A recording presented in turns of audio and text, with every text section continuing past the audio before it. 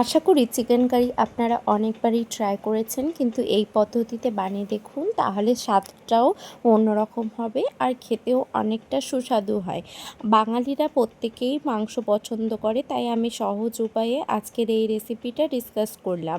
তার জন্য আমি এখানে কড়াইকে গরম হতে দিয়ে দিয়েছি এবং তার মধ্যে সরষের তেল নিয়ে নিয়েছি 100 গ্রামের মতো। 1 কেজি মাংসর জন্য আমি এখানে 100 গ্রাম সরষের তেল ব্যবহার করলাম। চিকেনের মধ্যে যদি আপনারা আলু দিতে চান, তাহলে তেলটা গরম হয়ে গেলেই এর মধ্যে আলুগুলোকে দিয়ে দিতে হবে। এখানে আমি 3 থেকে 4টা বড় সাইজের আলুকে এভাবে কেটে নিয়ে ভেজে নেব হালকা হালকা লাল করে। এখানে আমার আলুগুলো ভাজা হয়ে গেলেই আমি তুলে নেব। এখানে দেখুন আমার আলুটা ভাজা হয়ে গিয়েছে। আমি তুলে নিয়ে তেলের মধ্যে দিয়ে দিলাম তেজপাতা, ছোট এলাচ, দারচিনি, লবঙ্গ, টমেটো, একটা ছোট টমেটো, পেঁয়াজ আর স্বাদ অনুযায়ী লবণ। লবণটা এখানে আমাকে একবারই ব্যবহার করতে হবে, যাতে পরে করে মাংসের মধ্যে না দিতে হয়। আর দিয়ে দেবো এখানে 1 চা চামচের মতো চিনি, যাতে কালারটা খুব সুন্দর আসে। আর এখানে আমি কাঁচা লঙ্কা, আদা আর রসুনের একটা পেস্ট বানিয়ে রেখেছিলাম, সেটাকে দিয়ে দিব। কাঁচা লঙ্কাটা আপনাদের স্বাদ অনুযায়ী আপনারা এখানে ব্যবহার করবেন।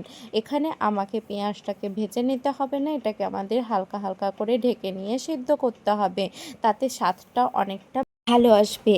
এইভাবেই আমি হালকা করে মশলা ধোয়া জল দিয়ে এটাকে ভালোভাবে নেড়ে চেড়ে নিয়েই করে নিব।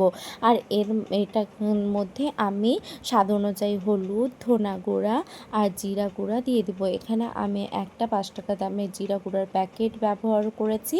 তো আর ধনা গুঁড়া এখানে দিতে হবে আমার জিরা গুঁড়ার তুলনায় এই কম। এখানে ধনা গুঁড়া যদি বেশি দেওয়া হয়, তাহলে জিনিসটা তেতা তেতা লাগবে। আর দিয়ে দিলাম কাশ্মীরি লঙ্কা রঙের জন্য। এরপরে আমি মশলাটাকে ভালোভাবে এভাবে নেড়ে চেড়ে কষিয়ে নেব আর অপেক্ষা করব জিনিসটাকে হয়ে যাওয়ার। এর মধ্যে আমি ধুয়ে রাখা চিকেনগুলোকে দিয়ে দিব এই ইসের মধ্যেই। আর ভালোভাবে এটাকে মিক্স করে নিতে হবে। এইভাবে মিক্স করে নিলে আমাদের হালকা হালকা করে সেদ্ধ হওয়ার জন্য এটাকে ঢেকে ঢেকে 2 মিনিট অন্তর অন্তর এটাকে উঠিয়ে উঠিয়ে দেখতে হবে যে মশলা থেকে জলটা ছেড়েছে কিনা। এখানে এক্সট্রা কোনো জল ব্যবহার করতে হবে না। আমি এইভাবে ঢাকনা তুলে তুলে 2 মিনিট পর পর চেক করে নেব। দেখো কতটা জল ছেড়েছে। তোমরা দেখেই বুঝতে পারছো যে প্রথমে আমি কোনো জল দিয়েছিলাম না, কিন্তু মশলা থেকেই এইভাবে জল ছাড়লো ঢেকে ঢেকে রাখার পরে। এইরকম এসের মধ্যে আমাদের ভালোভাবে নেড়ে চেড়ে নিতে হবে, নাহলে মশলাটা নিচের দিকে লেগে যেতে পারে। তোমরা এখানে খেয়াল রাখবে মশলাটা যাতে নিচের দিকে না লেগে যায়। এই পরিস্থিতিতেই মাংসগুলোর মধ্যে লবণ মশলা সব নিয়ে নেবে ঠিকঠাকভাবে।